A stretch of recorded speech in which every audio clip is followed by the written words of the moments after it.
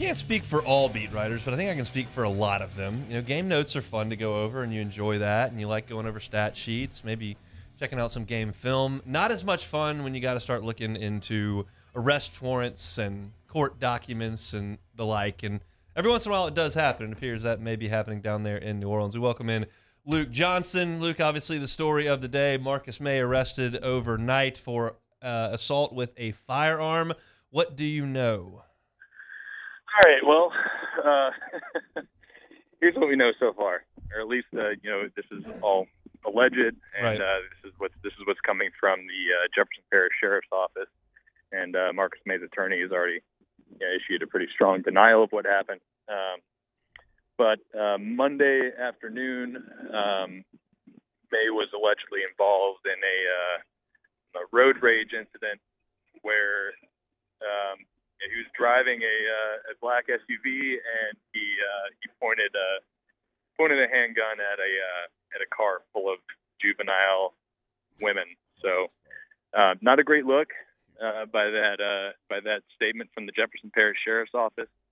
He was arrested this morning, and he was released after posting a $30,000 bond. So that's the facts of it as we know it currently. And obviously we're going to be digging into this a little bit more, and maybe have some statements from the Saints side of things, and but look, man, this is obviously not the type of thing you want to happen if you're the Saints. I mean, ever. You never ever want your players involved in this sort of thing, and you certainly don't want to have one of your starting defensive players involved in this sort of thing like 9 days before the start of the season. It's Sure. pretty bad all around. Right on the heels of trading a defensive back to the Eagles, Chauncey Gardner-Johnson, earlier this week. And so now you had a secondary that was as deep and as talented and as balanced as any in the National Football League. On the field, if Marcus Maye misses significant time or any time, what does that do to the secondary? Well, obviously it's just it's one player less deep right now, and I think their depth was really a strength for much of training camp, and I think it was still there's still a pretty strong unit there. After trading C.J. Gardner-Johnson, I think they had some really nice players that fill into that spot that C.J. was going to occupy, and I don't think they were going to have this big drop off. But now you're talking about taking two starting players out of there, and you got another one in Paulson Adebo who's dealing with an injury. So what was once like a position of really solid strength for this team has become a little bit of a question mark. I think they've got P.J. Williams can step in and play some safety. He's done a nice job there in the past. They like what Justin Evans has done, and Evans is a former high draft pick. He just hasn't played in the NFL for 4 years after dealing with a bunch of injuries, and they got some question marks there. Even with the trade of CD Deuce, you felt like the win total probably wouldn't be affected that much. Let's say the worst thing happens with this Marcus Maye situation. How much do you think that's going to really hurt the win total for the season? It's tough to say because we didn't really get to see a lot of them.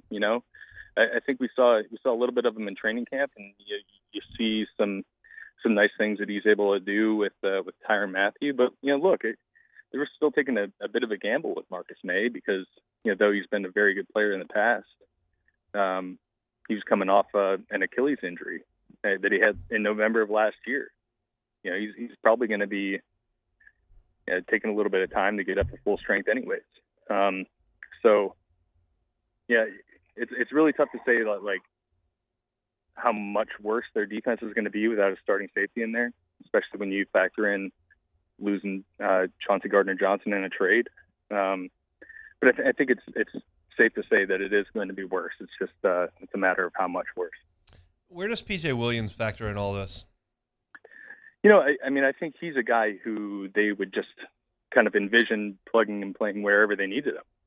If any one of their starters went down, if one of their outside corners went down, I think you could pretty easily imagine Bradley Roby sliding outside and P.J. Williams playing in the slot.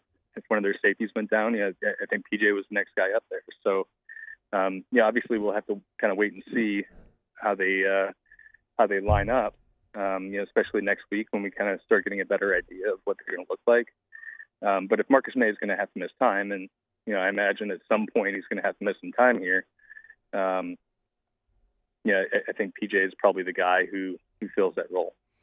Last year we saw them go with Jameis Winston, and he have one of the lower pass attempts that we saw in all of football last year. Do you think with all the guys missing on defense, they kind of go back to that style of play, even with the receivers they have on offense?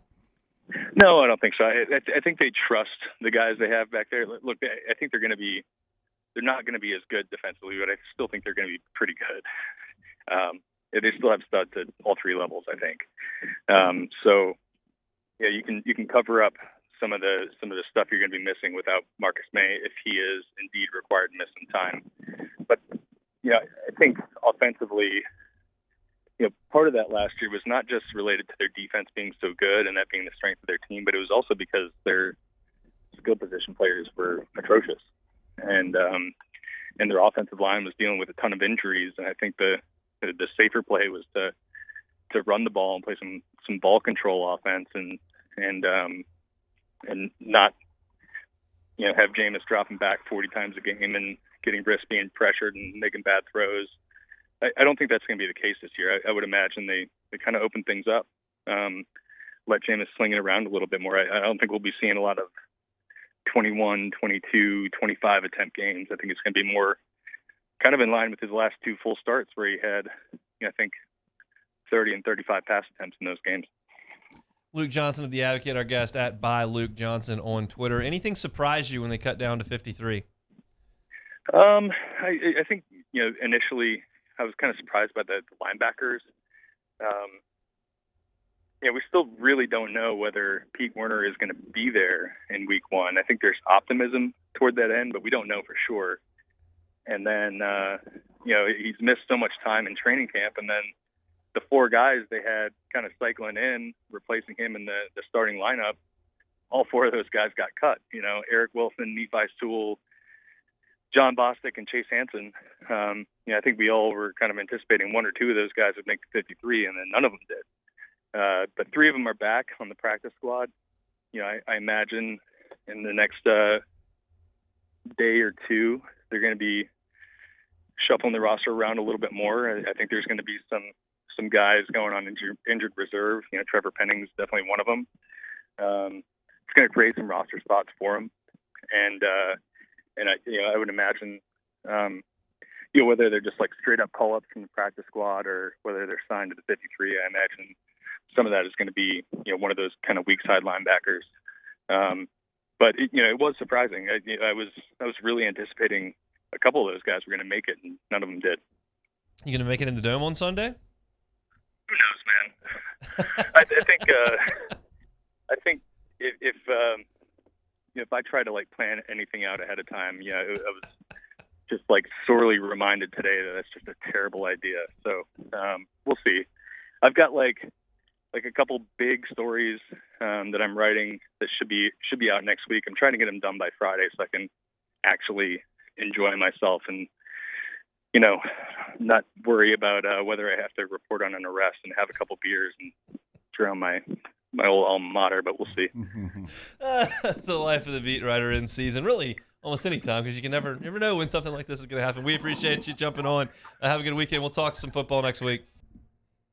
Thanks so much for watching Hunt Hill on YouTube. Now do us a favor. Hit the red subscribe button below and throw us a like. We'll see you next time.